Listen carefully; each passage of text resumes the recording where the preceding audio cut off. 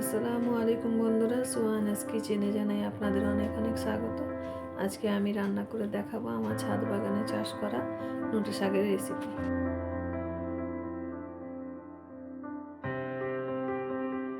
আলহামদুলিল্লাহ, আমার নোটে শাকগুলো খুব সুন্দর হয়েছে।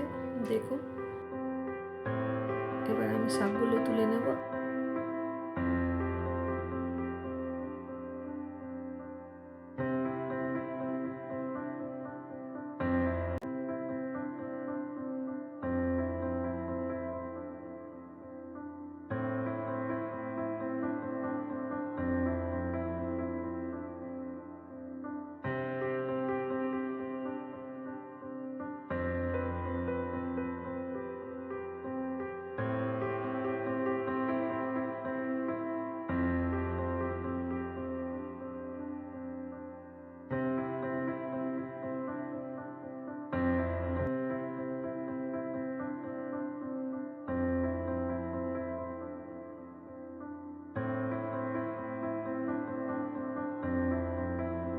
এই টবের মধ্যে আমি কিছু বীজ ফেলেছিলাম, তবে বৃষ্টির কারণে সব বীজ থেকে চারা বার হয়নি। কয়েকটা গাছ বেরিয়েছিল, এগুলো এক এক করে তুলে নিচ্ছি। আমার শাক তোলা হয়ে গিয়েছে, চলুন এবার ফিরে যাই রান্নাঘরে। রান্নার জন্য আমি কড়াই বসিয়ে নিয়েছি, দিয়ে দিচ্ছি সরিষার তেল।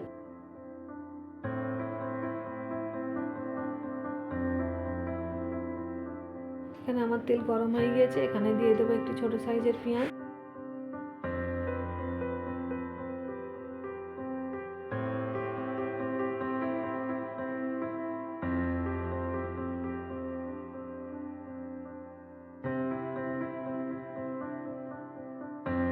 এখানে আমি দিয়ে দেবো স্বাদ মতো লবণ,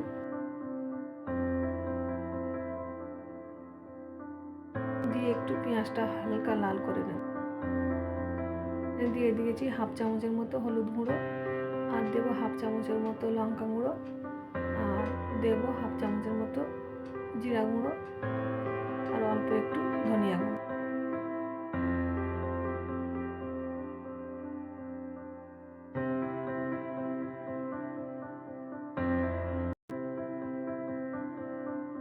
সব মশলাগুলোকে একসঙ্গে ভালো করে একটু কষিয়ে নেব। মশলাগুলো যাতে না ধরে যায় তার জন্য দিয়ে দিচ্ছি অল্প একটু জল। এবার দিয়ে দেবো একটা ছোট সাইজের আলু, পাতলা পাতলা করে কেটে নিয়েছি, দিয়ে মশলার সঙ্গে ভালো করে কষিয়ে নেব।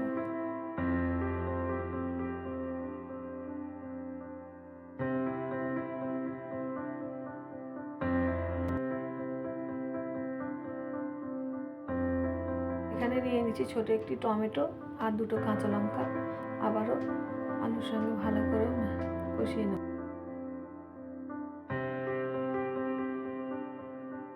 আমি আলুটি 2 মিনিটের মতো কষিয়ে নিয়েছি। এবারে আগে থেকে ধুয়ে রাখা শাক দিয়ে দেব।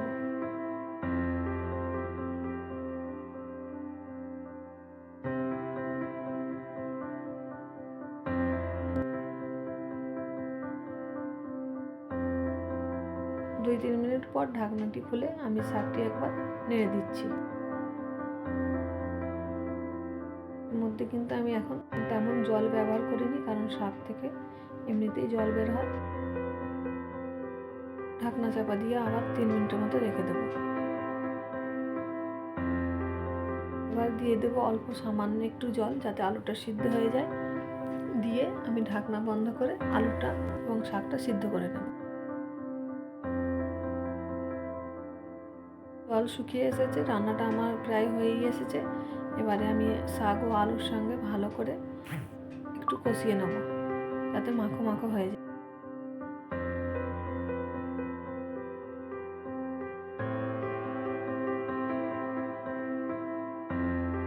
ঠিক এই রকম শুকনো শুকনো হবে, এর মধ্যে কিন্তু কোনো রকমের জল থাকবে না।